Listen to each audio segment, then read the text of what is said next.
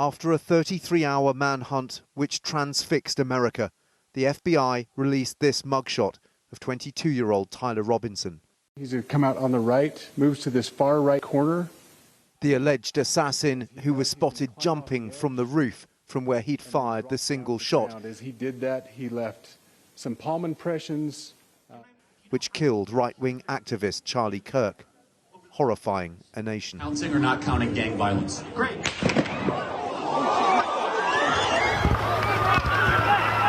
Congratulations, you have been selected to receive the Resident Presidential Scholarship from Utah. Robinson's social media posts paint a portrait of a bright student with no criminal record. His family are registered Republicans, with little to suggest how or why he became so radicalized.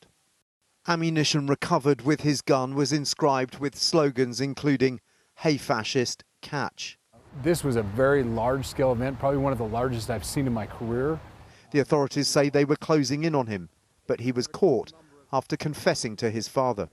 We know the family and a family friend were a vital part of working with him to ensure that he turned himself in and that it was done in a safe manner, or we were able to bring this to resolution without a use of force or anything else. It ended as peacefully as we could have hoped for. The director of the FBI had flown into Utah to oversee the hunt as a close friend of Charlie Kirk.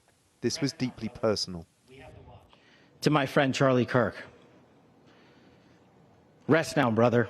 We have the watch, and I'll see you in Valhalla. The killing has prompted a wider debate in the US about its toxic politics and whether it can change. Do you feel that this is a watershed in American history? I absolutely believe that this is a watershed in American history, yes. The question is what kind of watershed? And that chapter remains to be written. Is this the end of a dark chapter in our history or the beginning of a darker chapter in our history? If you look at true political assassinations in this country of someone of this stature, this feels a lot like the late 60s.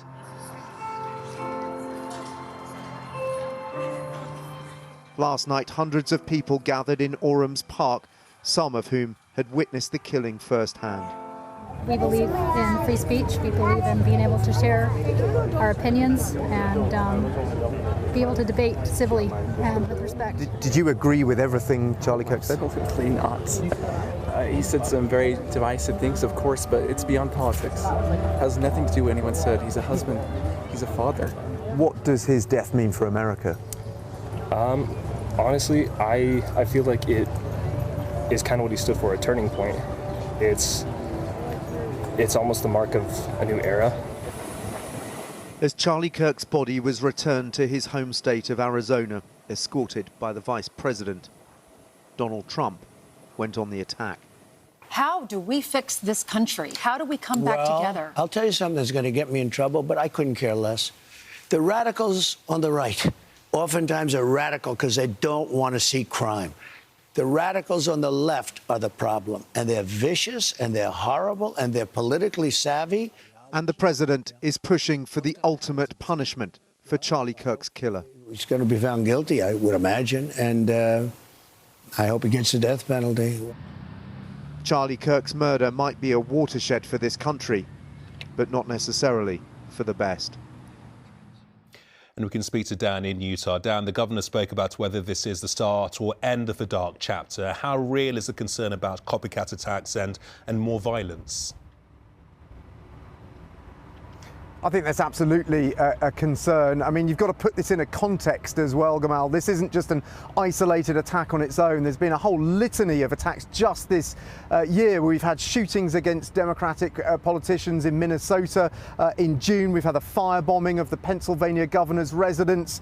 In April, we've had shootings against the Republican HQ in New Mexico. We've had 2 attempts on Donald Trump's life last year. It does, though, feel that this is some sort sort of inflection point, a watershed, if you like, just because of the huge figure that Charlie Kirk was among young conservatives in this country. Now, what kind of watershed it is, well, that depends on whether you're optimistic or pessimistic. I think if you're optimistic, like the governor I spoke to today, he would say this is a moment to establish new dialogue between the different divided camps in this country to find new common ground. But if you look at this in a more pessimistic way, is this the pretext that Donald Trump is looking for a further clampdown on the left and the beginning of a further spiral of violence across America?